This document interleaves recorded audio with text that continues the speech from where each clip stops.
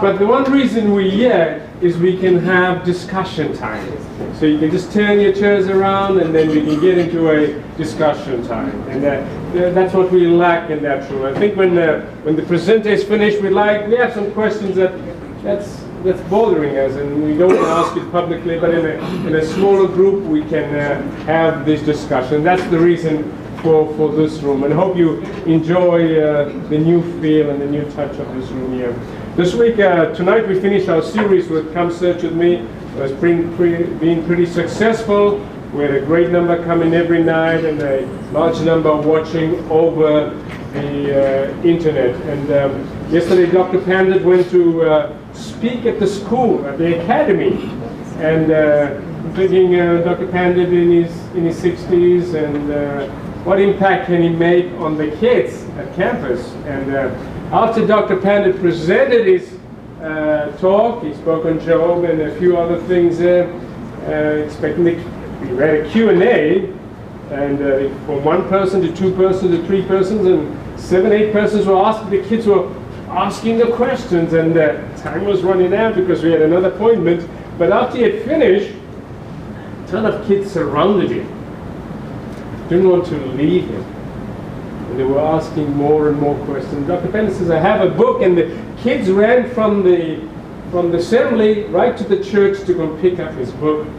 That's how eager they was about learning more. And they had some very serious questions. And this is what we're addressing here in this past 4 weeks, the questions that the kids are really asking, why are they leaving the church? And so it's very, very important and a very relevant topic this morning. With that said, let us open in prayer. And Steve, would you open in prayer? Let's bow our heads. Dear Jesus, thank you so much for bringing us all here today.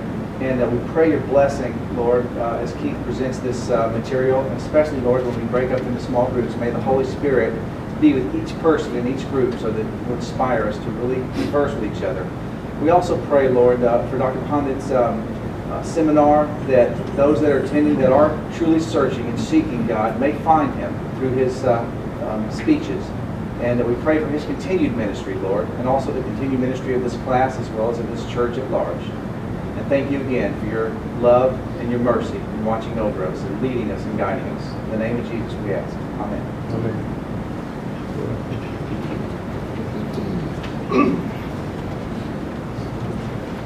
I'd like to introduce Dr. Snyder to you in just a moment.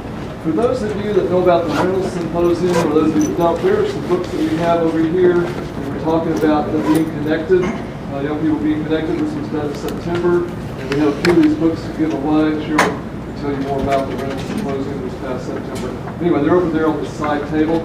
And the thing that we ask is if you take one of these, that you do use it and pass it on, or if you want to bring it back to Dr. Schneider or myself, you can pass it on. They have people's books of what it means to be connected in the church with 18 to 29-year-olds. It's a pretty interesting study. I want to talk about just 2 short verses from Daniel. The story of Daniel, he was in exile in Babylon, and he had to know about the science of his day. He had to have this walk between being in culture but not part of culture, how to live biblically in his culture. And he knew about the science of the Babylonians.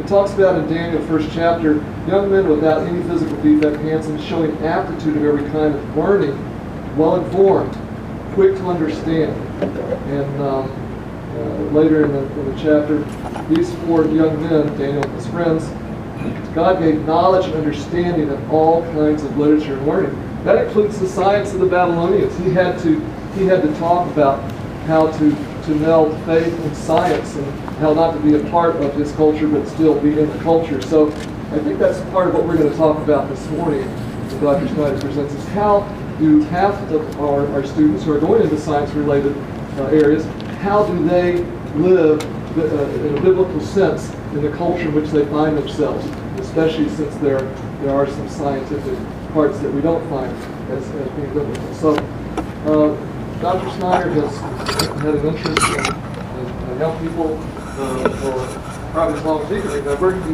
worked with student missions up at Andrews, helping to start a vegetarian restaurant at the University of Washington campus. He was the creative force along with inspiration from God in our origins hallways the last 4 or 5 years of our biology department. And he's going to talk about some good experience as we further and finish up this week and next. And by the way, Sam, did you talk about that Doug's going to be here next week? No.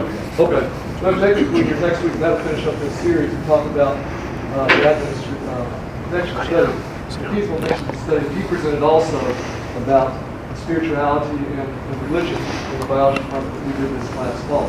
So without any further comments, let Dr. Snyder go ahead and continue. And then we're going to have some interactive discussion here at the second half, and we'll write some things on the board. So, Dr. Snyder? Is this thing supposed to be on? I feel like I'm in a cage.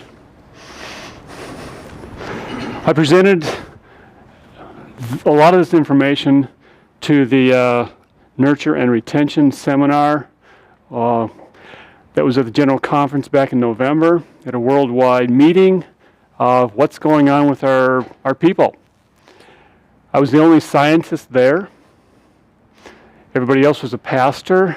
There were a couple teachers, and I felt really out of place. I'd never been to the General Conference before, my first visit, but I realized that we all are struggling to figure things out. Nobody has it all pulled together. Today, I'm going to kick off a little bit more on what you've already been exposed to in the past. You Lost Me. This book by David Kinnaman, Why Young Christians Are Leaving the Church and Rethinking Faith, has been a good book. I thank Rick Norsko for pushing me into reading the book, pushing me into presenting at the GC, pushing me into coming here. Those are all positive pieces. Thank you, Rick, for that. Dear Andy, how are you? Your mother and I are fine. We miss you. Hope you're doing well. We look forward to seeing you again the next time your computer crashes and you come downstairs for something to eat. We communicate differently. There's just something different going on. The media, what we see, what we do, how we interact is changing. I'm not sure it's all good. I'm not sure it's all bad. From my view, it's mostly bad. But I'm old, so I have to accept what's there, try to figure out what to do with that. 6 major disconnections. I believe these may have been covered before. Overprotective, shallow, anti-science, repressive, exclusive, and doubtless. Doubtless meaning you cannot ask questions. You cannot express doubt. If you do, you're looked askance upon. The shallow, the anti-science, the doubtless, can't ask questions, touch on the science side of things. We want to look at those questions. What is happening? Why? Where?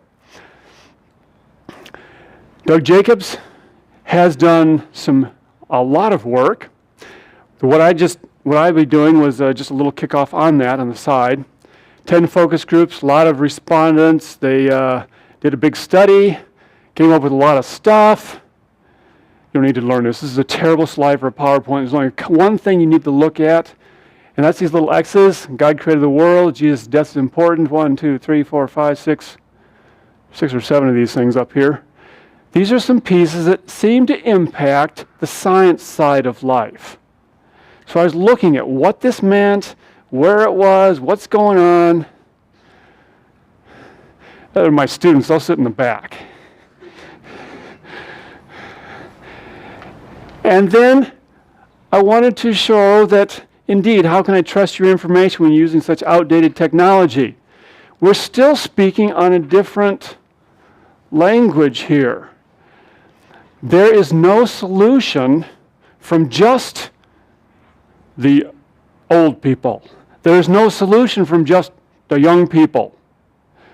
The solution is where it meshes together. And that's what we want to look at. These are Southern students. Again, some of this presentation I just adapt a little bit. 95% claim to be SDAs here at Southern. About 250 or so Return student missionaries any one time are on campus, which gives a good spiritual tone to that. About 50% are from outside the Southern Union, about 3,000 students, overview. There are 3 classes in the science building that are offered, that are talked about, that we deal with religion and science. The first one, issues in physical science and religion, majors and non-majors in the physics department. They discuss things. We'll talk about that. The second, issues in science and society for non-majors from the biology department.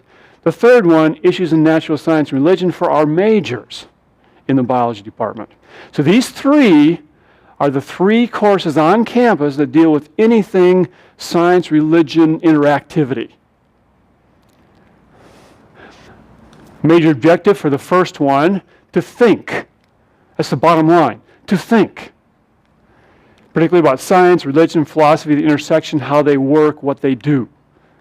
We have 1 religion professor, 1 physics professor that team teach this course, helping students to think. The second, a study of the philosophical basis of modern natural science as it relates to current issues in origins, biotechnology, ethics, environmental. We talk about the Christian and the Seventh-day Adventist perspective in these. Course description for the third one. It's very similar, special attention given Christians' perspective of creation, evolution, controversy. So we deal a little more heavily with the creation, evolution. All 3 of these are built to help people, our students, think. Because can we ask a question? Yes, we have to ask questions.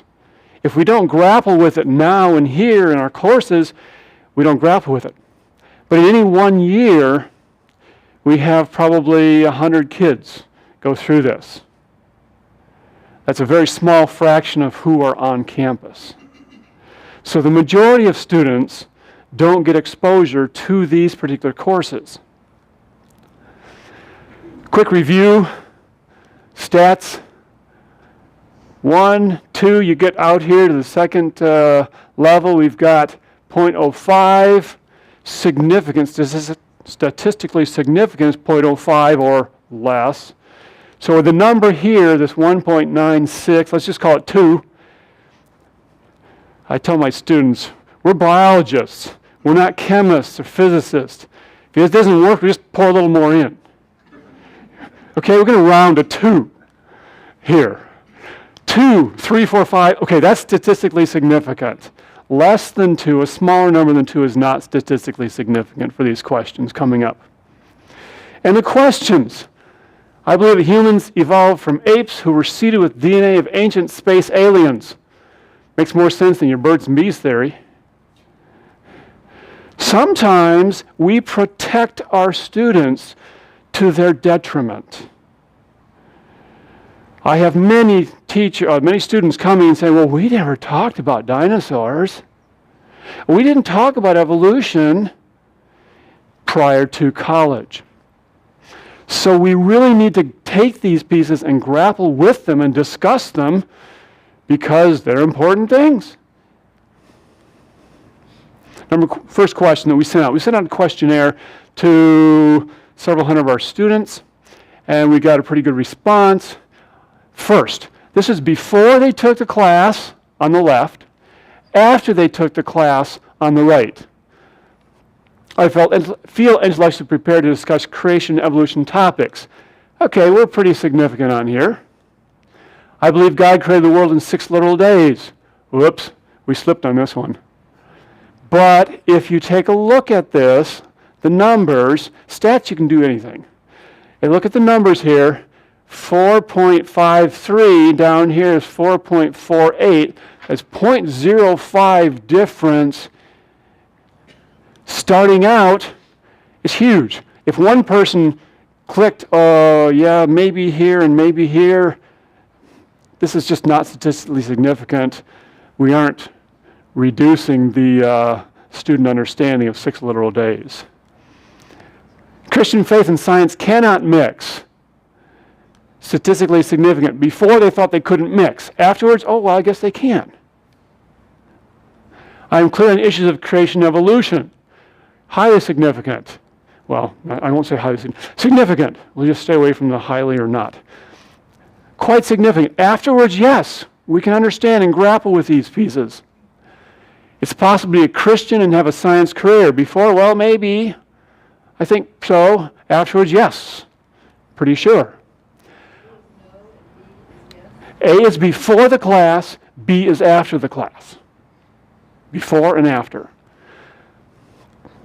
I know of intellectually honest ways to integrate faith and science is the largest number in significance.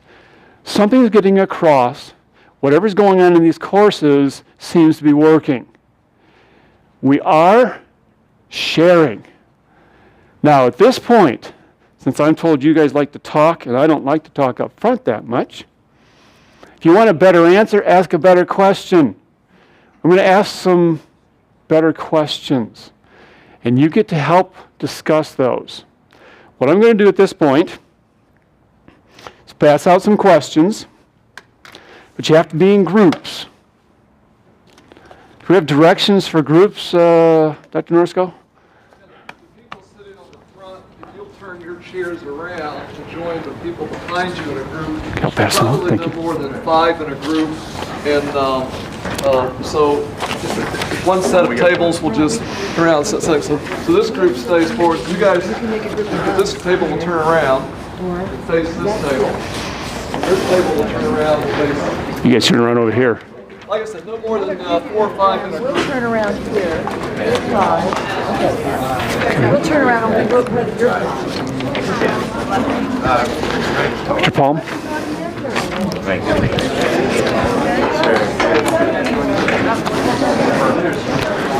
Taking notes.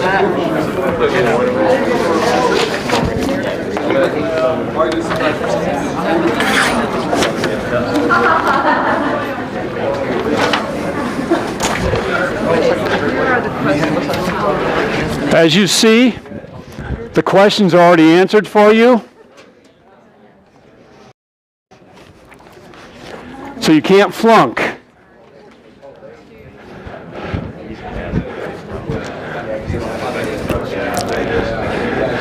Now at this point, I need to clarify a few pieces. Thank you very much. Since the quiz is really incomplete, you don't even know what it says, it just says ... and your answers are already given to you, your goal today is to take a position. It may not be your position. Your position will be whatever is written there, the statement being true, the statement being false. After we bring the question, I'm going to put it on the screen so you can see what the question really is, incomplete. Your group will discuss for a short period of time reasons that you will hold the position that you've been assigned. This is not strictly a debate situation, but it's kind of leaning that way. Why a person or why our youth would think in this way. They would think, number one, being, you put it up already. Christians, no.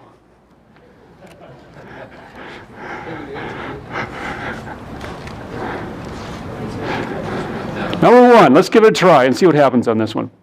Christians are too confident that they know all the answers. So, if you have a T, that means your group has to say, yes, this is true, this is true, this is true. In other words, a student will think Christians are too confident because they know all the answers, and why do they think that? If it's a false, you say, of course I don't think that because blah, blah, blah, blah, blah.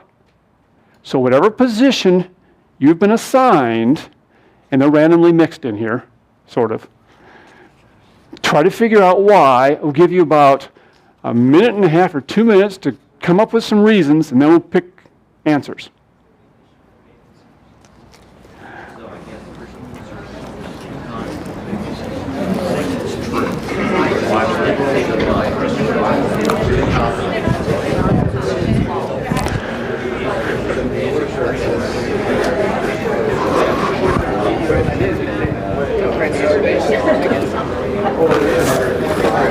Figure out what to do? We've already decided. Oh, good. Good. And we don't have all the answers. He's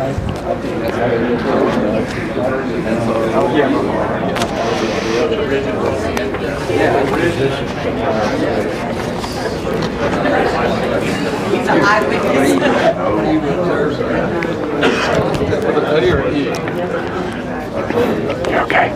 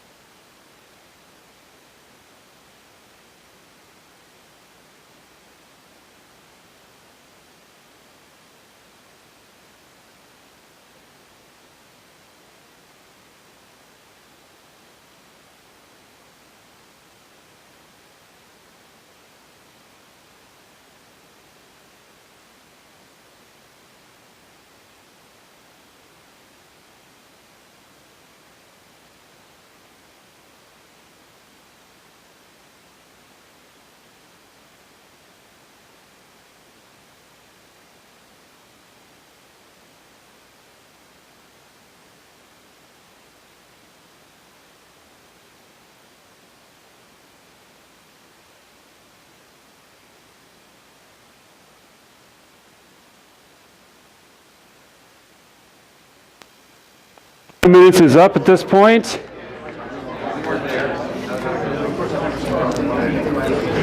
We'll need your attention to the front. There are more questions to discuss. All right, which groups had, let's give a comment. I'm going to pick up some of the comments as we go around. Just give reasons why. Who had T? Which groups had T? Okay, T, 1, 2. First group, what did you come up with? We felt, so we're supporting why we think Christians are too confident. Did you have T? Yes. Yeah, because of our bias, we have a sheltered background, we believe that it supports dogma, we're prideful. I can't let you talk this long. No, I meant in groups. No, that's great. You wrote too much down. B-I-A-S. Bias. Okay. Sorry, Garrett. This group. We said we use God as our authority, so that closes off the questions. So God is it, and that's what he said, and that's, stop. Yeah, God Thank said you. it, we believe it. Next, we go over here. So we said Christians are too confident that they know all the answers because they always end up saying it's a matter of faith, and they block off the path of inquiry. It's a matter of faith, so don't ask questions. Do we have any other F's? Yes. Yeah, one reason we think that is because they have a rigid and unchanging worldview. Rigid and unchanging worldview. Yes? We don't know enough about the other side sometimes. If we don't know much about evolution, we can think it's stupid. But if we study into it, it is logical, sequential, it has some things going for it. Okay, so we don't know, lack of knowledge of an opposite position. All right. The false side of things. Who had that? Let's see, we have people left. Go start in the back corner. Our first thoughts there were that we have evidence from Christians that there is a diversity of views, and that's evidenced by the diversity of religions in the world. Okay, thank you. Diversity. Is there, yes? We discussed that especially in the Adventist Church, that our history should support our having, not being too confident with our views and being able to change those ideas. And our example is that the great disappointment when we went through that, we shouldn't be so dogmatic about certain viewpoints. Okay, thank you. Other groups had the F. Anybody else want to share? Nobody wants to share. We agreed that we have been too confident, but we feel like things are changing. We are kind of in the middle of asking more questions and saying I don't know more often, and but there are still some who hold really tight to the knowing all the answers and everything, and then there's those who like they don't know anything. So we're kind of in the middle. Broad ranges there. We're going to move on to the second question.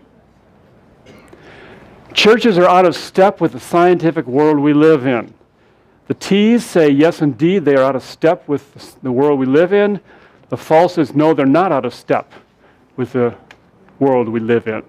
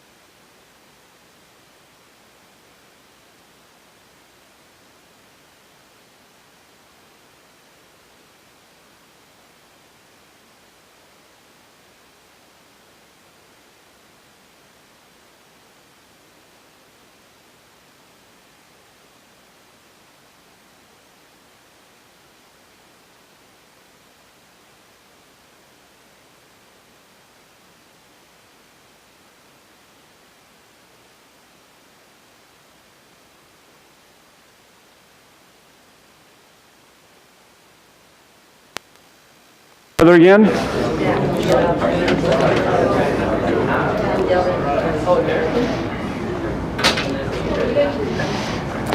We're going to start with the false position first. Churches, in other words, churches are not out of step with the scientific world we live in. Who had the F? Yes. We said false, the churches in general, Protestant churches have joined the scientific notions of evolution and other worldviews. Okay, so false in the method that most churches have followed the scientific worldview. Somebody else that had F. We sort of said the same thing, that basically as the world goes, that in many cases the church goes, and while the church should be out of step with the scientific world, if science is understood as simply the use of natural methods, the church embraces the supernatural, but in many cases the church has just chosen to go along with that. So the supernatural believing church has followed the naturalistic believing scientific world. Others that had, yes? Well, especially in the Adventist church, I mean, our history and the counsel that we've been given by Ellen White, we've seen, her counsel has proven to be very scientific as science has caught up with her. Revelations from God, of course. So this is now saying that within the Adventist church, we have bucked the scientific world, and they finally caught up with us. Right. Okay? Anybody else with the false position that wants to share? I won't make everybody share. I will call on some groups. Okay, the true position. Yes, indeed, churches are out of step with the scientific world. Well, a lot of pastors, you've noticed, they can't even tell a neutron from a proton. They don't know anything about science, so they seem hopefully ignorant to being able to use any studies or anything in their sermons. So it just seems like they're out of step. There's the pastors in the house here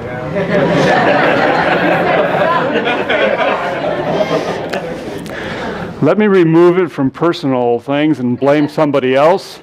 In this book, the study that he did, less than 1% of pastors had preached anything scientific over the last year.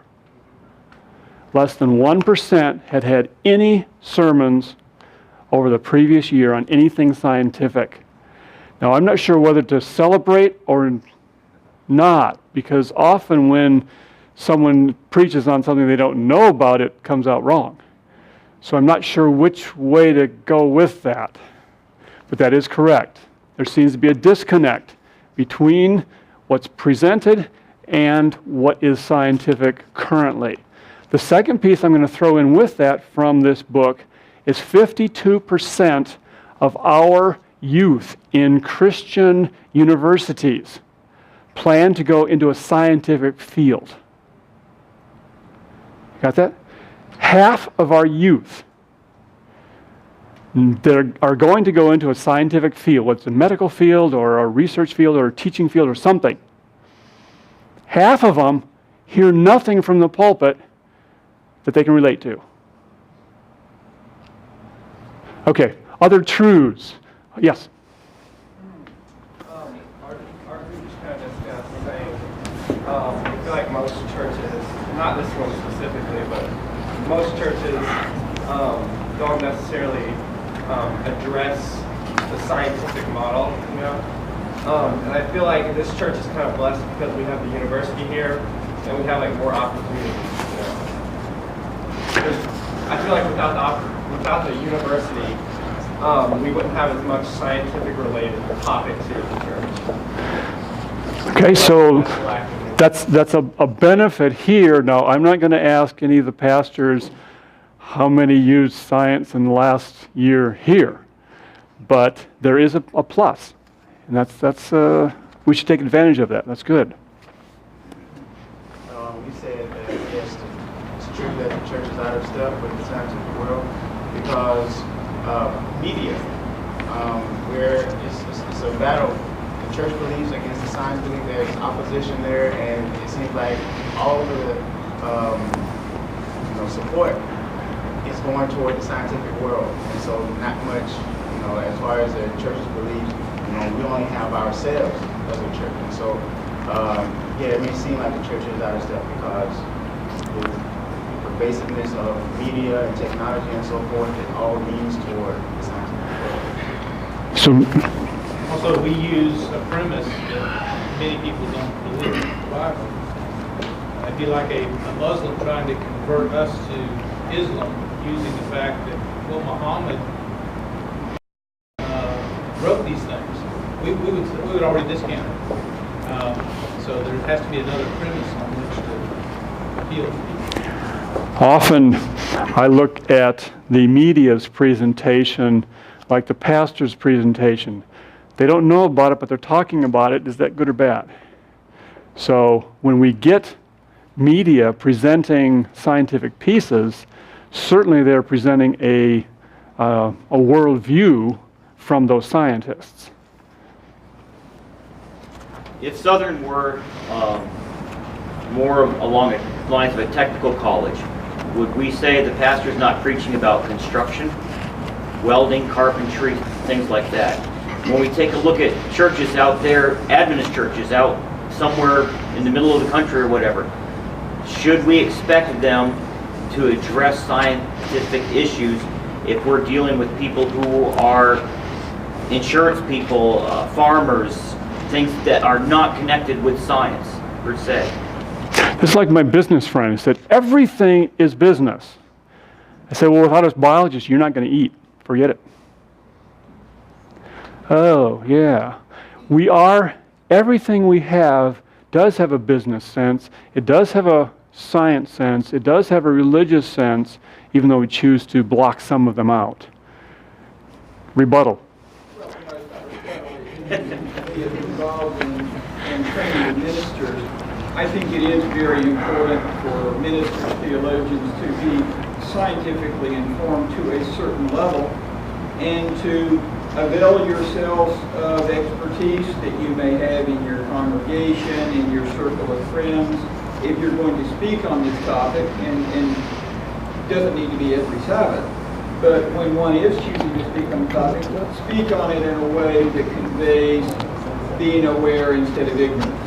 And I think that particularly in our Adventist church, we have some excellent resources. You think of the money that the Worldwide Church puts into the Geoscience Research Institute every year. We as a church should value science as properly understood. I mean, our medical work, our dental work all around the world is based on science. And good science. And I think those of us who are ministers and theologians have an obligation to avail ourselves of some of that. Last comment, Mr. Pandit. The question really should be not do they speak about it, but are they prepared to speak about it? In other words, are they ready in case somebody asks them? And not everyone, at least a good number of us should. This is a weak spot that we have in the Adventist Church at this point. We have the Geoscience Research Institute producing things and talking to high echelon people, but the lay people can't get access to it very much. So in our department, we're working on an origin center to be able to get this information put out on the web so people can learn about it. I was going to say, we can't leave this all up to the pastors. Every church has somebody that's science-oriented in the church, and they can act as a mentor to others in the church. Let's see. Christianity is anti-science. That's similar to the last one. Oops, just a minute, wait a minute. Comment first. I don't feel like our church is anti-science at all. I mean, we've been talking about diet and exercise and healthful living, and we've embraced that. It almost sounds like what we're arguing about, or not arguing, but discussing, is the difference between evolution and creation. That's where, the science is that's arguably one way or the other. Okay, I'm going to move past this one and maybe the next one because our time, you want to get out sometime. Possibly Christian alternative science. We dealt with this one. Let's stick with this one. This would be number 4.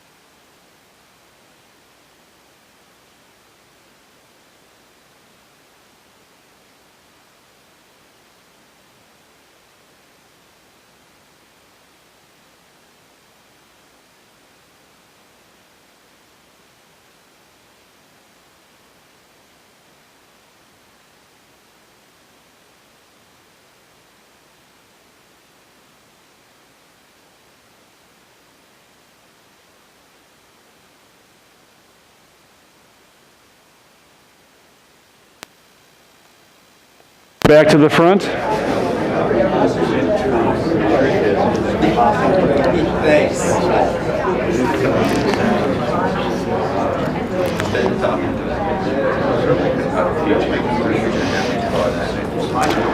Okay, can we have your attention again to the front, please?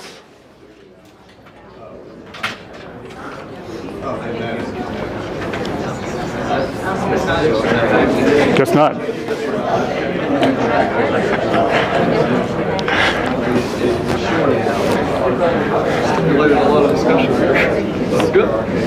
Okay, I will interrupt you now for the third time. That's it.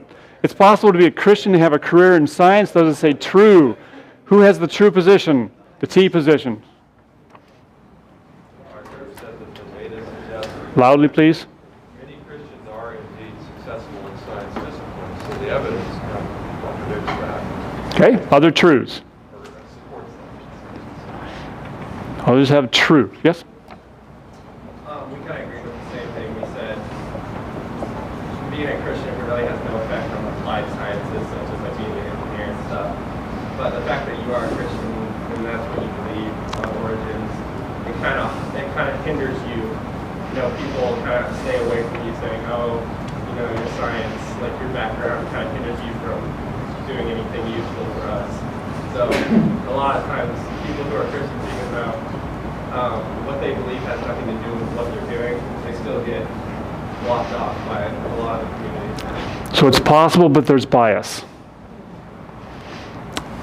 Yeah, there's bias and there's roadblocks for professional development, professional success. But I think that as a Christian, as someone who's sold out to Christ, that God can make things happen for His kingdom, regardless of where you are. And He can put you in places of authority if that's where you need to be, or He can place you in other situations that maybe you wouldn't have thought yourself to be in. I mean, like we were talking about getting tenure at a major university or something. I mean, if that's where God needs you to be, He's going to make it happen regardless of the fact that you're a creation. So you're saying somebody has the higher power? Yeah. Okay, false position. Start in the back. We said that it is becoming more impossible to be a Christian and have a career in science, and then we talked about medical practitioners, you know, who have to deal with issues such as stem cell, abortion, you know, transgender issues, and we broaden it to the business world, or even the fact that now, you know, it becomes almost mandatory sometimes to, for us Seventh Day Adventists, you know, to go to have a job and be able to work on the Sabbath. So those are becoming more and more of an issue when we're in the secular world. So it's not just a science concern, it's a major concern all the way around. Okay, Carlton. I just want to say that a lot of times when the scientists are so into their career, like doing a lot of research and based on evidence to try to prove a lot of theories, you know, that's what they're good at. But when it's about, you know, like church and faith, a lot of times there's not visible kind of figure there that you can prove and everything. But maybe somehow it's become very contradiction and maybe kind of drag apart each other. There might be the first theory, also the supernatural thing. You know, you can't just prove the supernatural by, you know, something there. There's nothing to prove it. So it might be hard for, you know, scientists to do both, I guess. Okay, thank you. The word science there is so broad that it's very difficult to pin down and say some Christians are physicians or dentists or, and that sort of field where no one may even care or know that they are.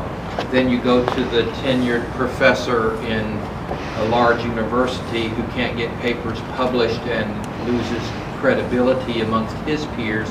So there is possibility to have a career in science. Depends on what career you are after, depends on what area of science you're in. So it could be false in many instances. Okay, so it is situational. And I got a 4-year scholarship to a public university because I was a Seventh-day Adventist. And at that point, Seventh-day Adventists didn't drink coffee. That's why I got the 4-year work scholarship. at a public university because I didn't drink coffee. It was very interesting, yes. We kind of missed the boat on the truths. We have the truth. And, I mean, dentistry and medicine, that is science. And if you look at Loma Linda, we have a fantastic school out there who is based in Baptist belief. And I just read an article this past week that this year, or last year, Loma Linda surpassed Harvard University in the average salary of a graduate student fresh out. And that alone is just remarkable and a fantastic example of being a Christian and having a career in science. Look at Ben Carson. I mean, that is an example, perfect example. Thank you. We will move on to the next question here, which will be this question here. Evolution is the primary piece of science that draws young people away from church.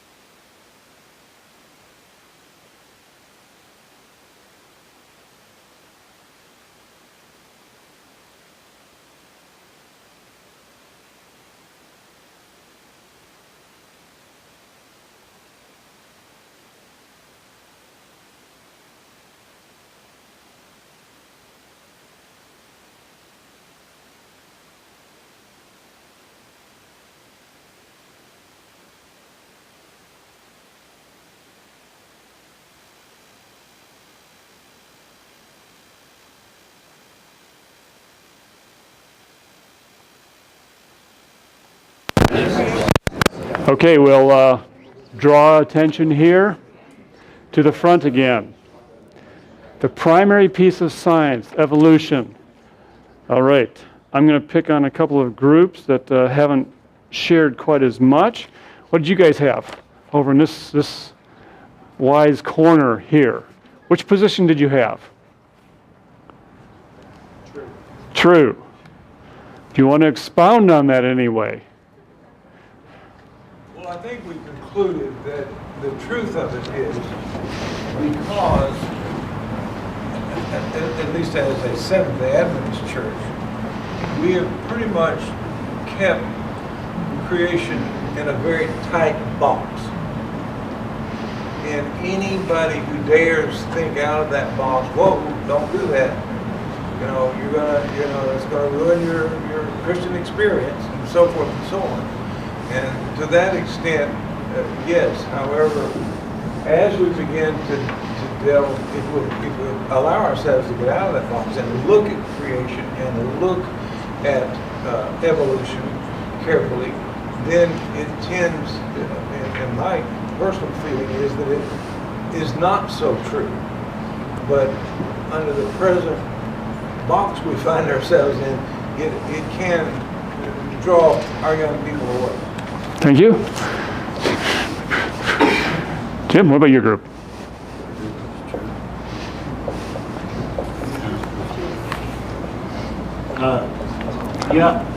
We said that the youth, because of the scientific community itself, the media, etc., they pretty much are slanted that way. They're the major influence on most of the youth.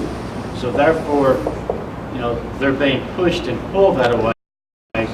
So therefore, the church doesn't have their attention. That's not the main audience for them. So yeah, we said first was true, and that it is drawing them away from the influence that constantly bombards their brains.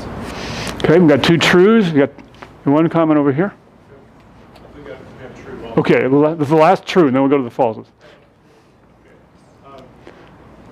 The general consensus of our group is that that evolution and evolutionary science is a worldview that the church is not effectively addressing, and that allows a young person to justify leaving the church.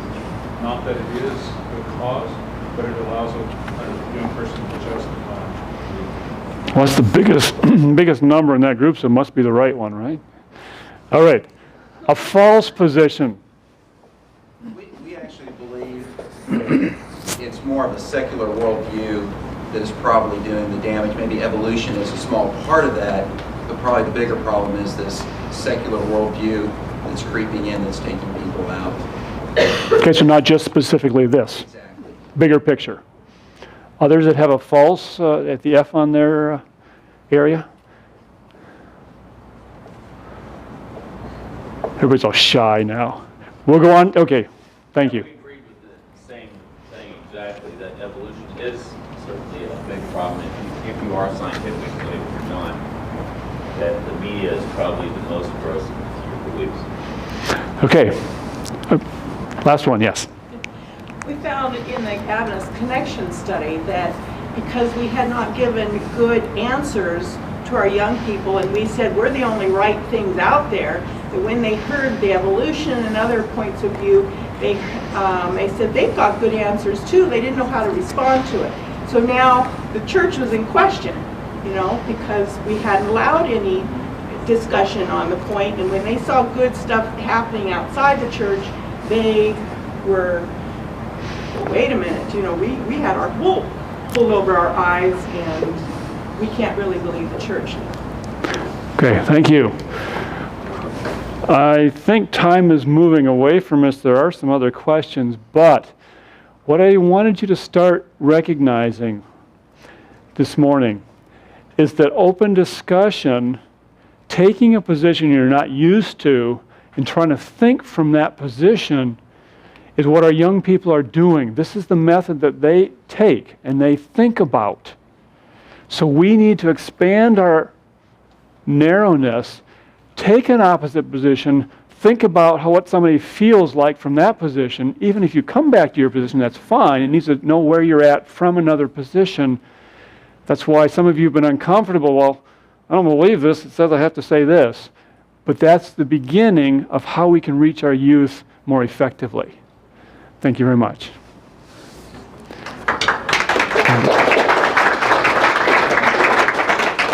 Remember these, we have some of these books over here if you'd like to read more on this. And Doug Jenkins will be here next week with the Adventist Connection Study.